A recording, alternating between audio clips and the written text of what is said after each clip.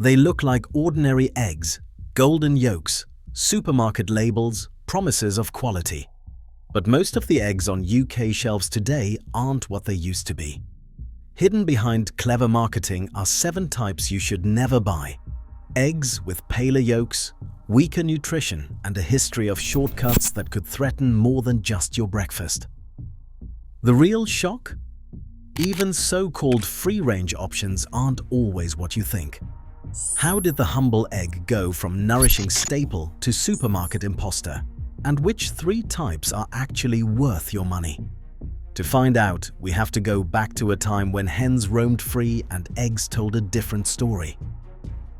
A few decades ago, the story of an egg began on a small patch of grass, not a factory floor. In the early mornings, hens wandered between hedgerows and nettle patches, pecking at beetles, seeds, and blades of grass slick with dew. Their keeper, sometimes a grandmother with a battered tin pail, sometimes a boy in wellies, scattered a scoop of grain, but most of the day, the birds found their own meals. The result was an egg with a yolk so dark it bordered on burnt orange, a color drawn directly from the wild plants and insects those hens devoured. The science behind this is simple. Carotenoids, natural pigments found in green leaves, yellow flowers, and even dandelions, pass straight from a hen's diet into the yolk. The more a bird forages, the richer its yolks become, both in color and in nutrients like omega-3 fatty acids and vitamin D. Taste, too, changed. Eggs from these foraging flocks carried a creamy texture and a depth of flavor that has almost vanished from the modern breakfast table. For families in villages and city edges, eggs were a seasonal treat, not a mass-produced staple. Production was slow. Hens laid fewer eggs, but each one packed more nutrition, nature's way of rewarding patience. During the years of rationing, when feed was scarce and every egg counted, quality mattered more than quantity. The British Egg Marketing Board, founded in 1957, stamped its lion mark on eggs from registered small producers, promising freshness and a certain standard of care. But even then, the best eggs were the ones whose origins you could trace to a neighbor's back garden or a small holding at the end of the lane. Those eggs weren't perfect, but they were honest. There was no need for clever packaging or marketing slogans. The evidence was in the yolk, a deep golden hue that signaled a life spent outdoors. For many, cracking open an egg was a small act of trust, proof that the hen had lived well and eaten well, and that the egg on your plate was more than just cheap protein. It was a piece of a slower, more connected world, where quality could be seen, tasted, and remembered. Egg production in the UK today is engineered for one goal: efficiency. Inside vast barns and packing plants, the journey of an egg is shaped by economics long before it reaches the supermarket shelf. The British Lion Scheme, launched in the 1990s to restore public trust after the Salmonella crisis, still dominates the market. Its red stamp promises safety and traceability, but the system behind it has changed. Most eggs now pass through a handful of large packers who buy from hundreds of farms and blend their output for consistency and scale. This aggregation means eggs from different flocks, fed on different diets, are mixed together, making it nearly impossible to trace the journey of a single egg back to a specific field or hen. The pressure to keep prices low starts with feed. Poultry nutritionists are asked to stretch every pound, crafting diets that maximize the number of eggs per bird using the cheapest possible ingredients. Imported soy and wheat are the backbone, chosen for their low cost and predictable supply. Carotenoids, those pigments from grass and flowers that once colored yolks deep orange, are often left out or replaced with the bare minimum of marigold extract or maize. The result is a feed that keeps hens laying, but strips away the nutrients and flavors that come from a more varied diet. Dr. Korver, a poultry nutritionist, explains that when you cut corners on feed, you see the effects almost immediately in the yolk. The color fades, omega-3 levels fall, and the taste becomes flat. Supermarkets drive much of this change. Their contracts reward high volume and uniformity over quality, and the packers respond by standardizing every step. Eggs are sorted, washed, and stamped in bulk, with shelf life sometimes extended by controlled atmosphere packaging. A carton labeled free range might still come from hens with only token outdoor access, especially during avian flu lockdowns, but as long as the paperwork checks out, it passes. The lion mark, while vital for food safety, does little to guarantee nutrition or welfare beyond the minimum legal standard. As supply chains have consolidated, the link between farm and consumer has weakened. The focus on cost and output has created a system where eggs look the same, but their nutritional value is diluted. The incentive to innovate or invest in better feed or welfare is low when the market rewards sameness and the lowest possible price. For most eggs on the shelf, the journey from hen to plate is shaped less by the land and more by the ledger. Caged eggs still line supermarket shelves, often at the lowest price. The label may read "enriched colony," but the reality is a metal cage stacked in rows where each hen has less space than an A4 sheet of paper. Outdoor access is non-existent.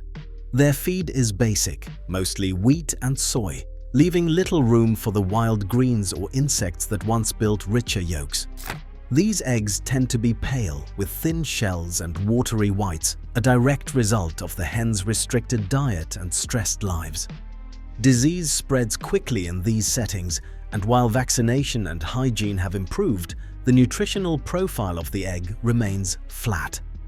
The 2012 ban on battery cages replaced one form of confinement with another, doing little to improve the quality on your plate.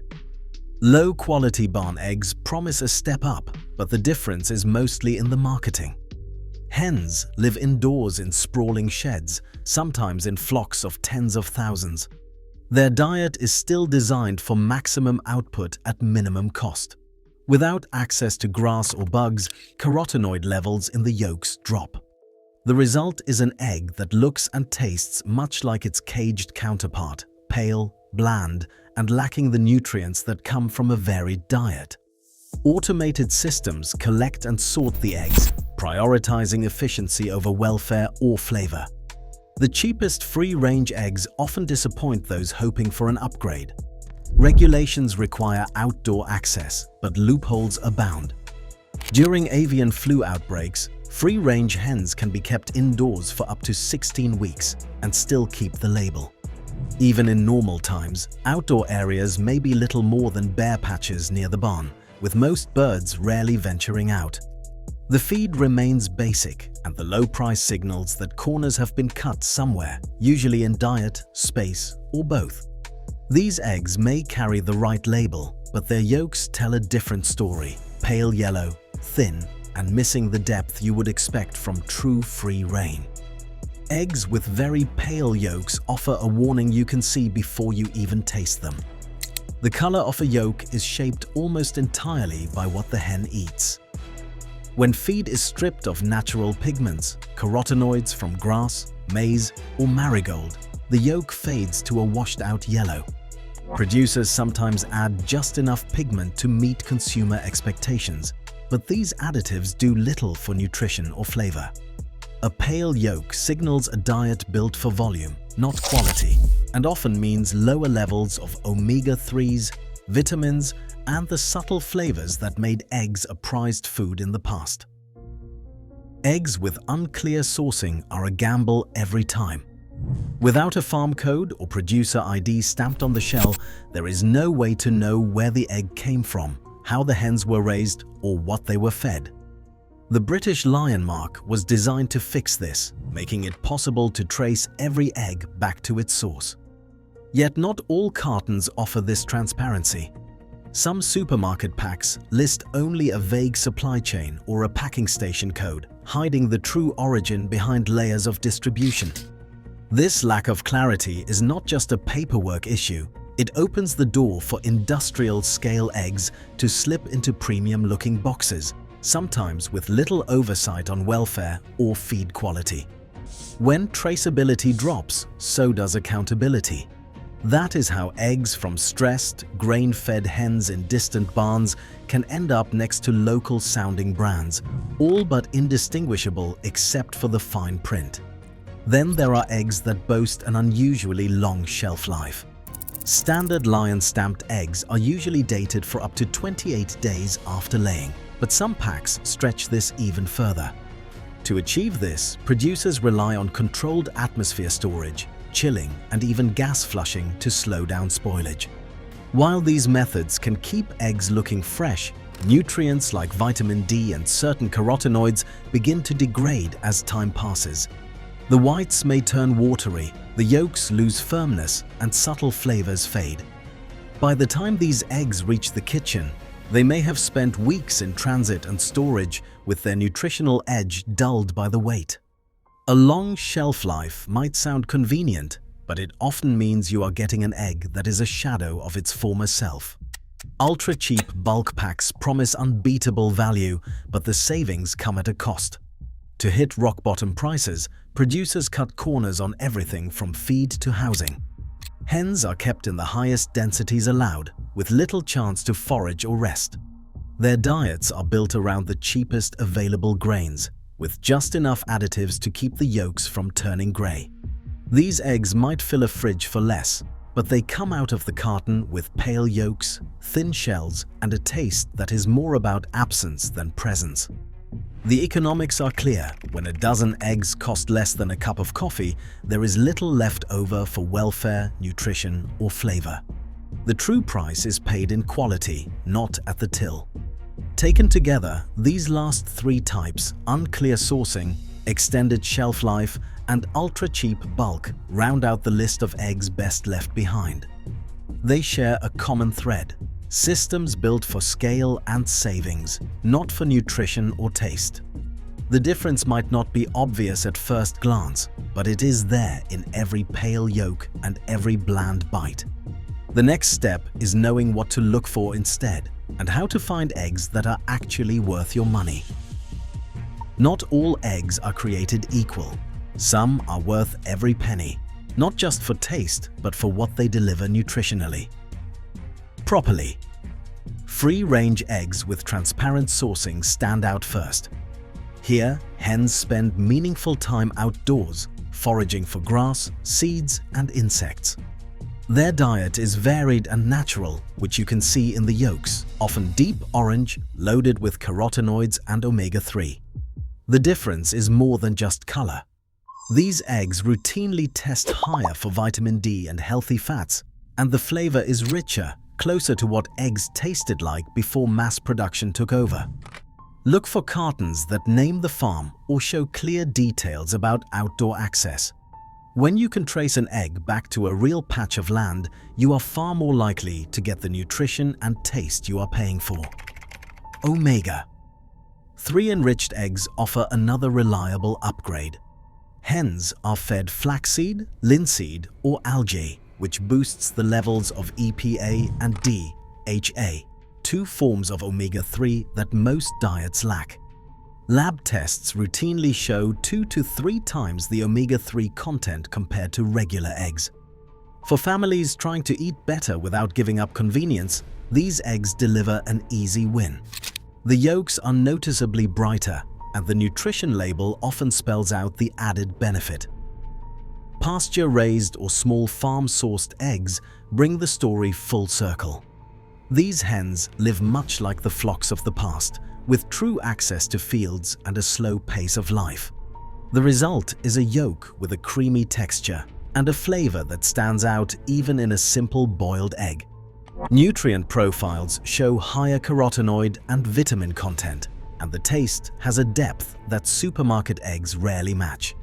When you choose these 3 types, you are not just buying eggs, you are buying back a little piece of quality that has been lost. Inside a quiet laboratory, eggs from across the UK line up for a test most shoppers never see. Labels are hidden. Cartons are swapped. Only a coded sticker hints at what is inside. Analysts crack open each egg, measuring the yolk's color against the Roche yolk color fan. a scale from pale yellow to deep orange. The numbers don't lie. Caged and bulk barn eggs cluster at the bottom, scoring between 6 and 8, their yolks washed out and thin. Properly free-range and pasture-raised eggs reach 11 to 14, the color of late summer marigolds. Taste comes next. A panel of tasters, unaware of which egg is which, soft-boil and sample each one. Notes fill the score sheets: bland, watery, metallic for the budget lines, creamy, rich, even grassy for the eggs with clear farm origins. The difference is not subtle. Panelists consistently rank pasture and omega-3 enriched eggs highest for taste and texture, while ultra-cheap packs finish at the bottom. The LAB goes further, running samples through GCMS and HPLC machines. Fatty acid profiles show omega-3 levels in economy eggs average just 50 milligrams per egg, while omega-3 enriched and pasture-raised varieties hit 150 to 300 milligrams. Carotenoid analysis reveals a similar gap. Budget eggs barely register, but specialist and small farm eggs can have 2 to 4 times more lutein and zeaxanthin. Even vitamin D and vitamin E levels trend higher in the best performing samples. On paper and in the mouth, the results align. The eggs worth your money do not just look better, they deliver on nutrition and taste, confirmed by panelists and lab data alike. Ignore the front of pack slogans and glossy farmyard images. Labels like farm fresh, country eggs, or golden yolk often mean little in practice. Instead, look for the details that matter. The British Lion Mark is a baseline for safety, but not a guarantee of nutrition or welfare. Real transparency comes from cartons that name the farm, list outdoor access, or give a producer code you can check. If the label is vague or the origin is hidden behind a packing station number, think twice. Yolk color is your next clue.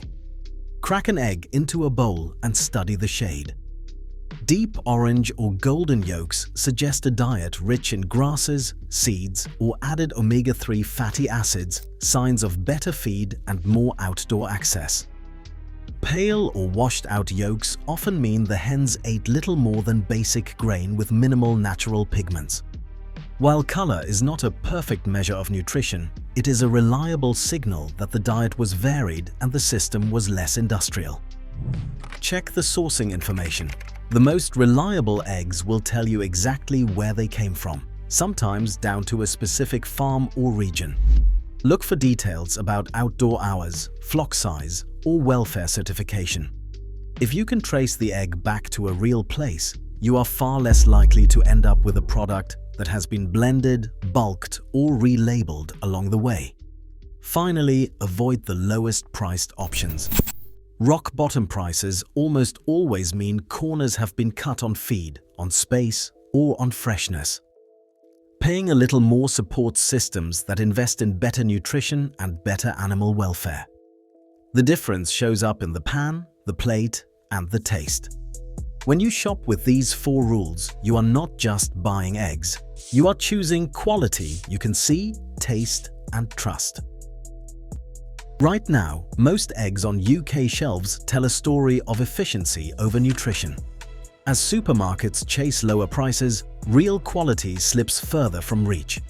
Shoppers face a choice: accept diluted standards or demand better food and honest sourcing. What ends up in your kitchen isn't just about taste, it's about health, transparency, and the food system we enable. The next egg you buy still shapes that future. Share your thoughts below.